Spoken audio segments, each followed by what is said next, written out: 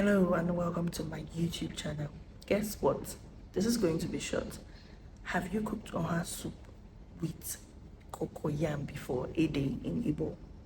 Have you tried it before? I don't mean the one that's powdered, the real cocoyam, like boil and blend. Try it. I did it in this video. Watch, subscribe, like. Let's go.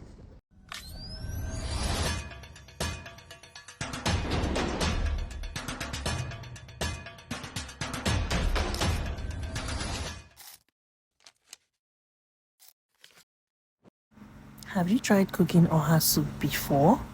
Now this is oha with a difference because we are going to use raw ede, cocoyam.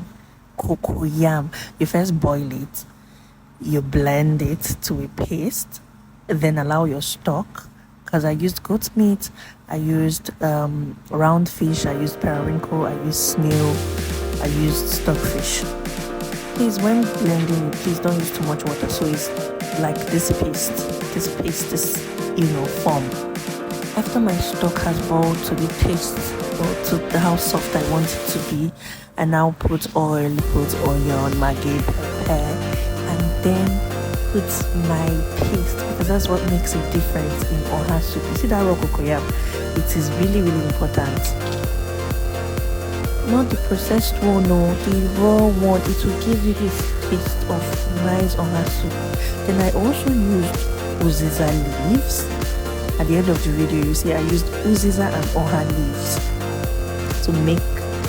This is a complete meal. You will lick your hands over and over again and demand for more over and over again.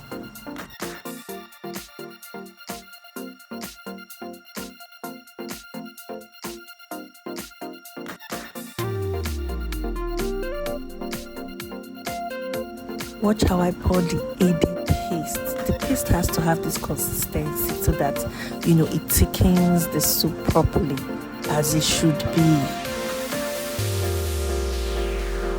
Allow it boil and shimmer. This brings out the taste of the soup.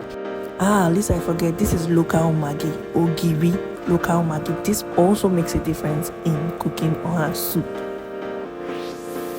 These periwinkles.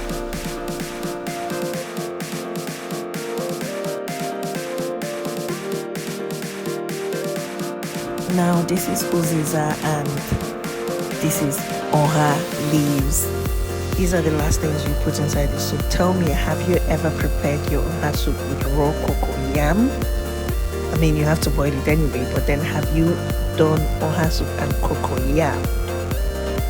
This is our Igbo style one, so trust me, this bangs differently.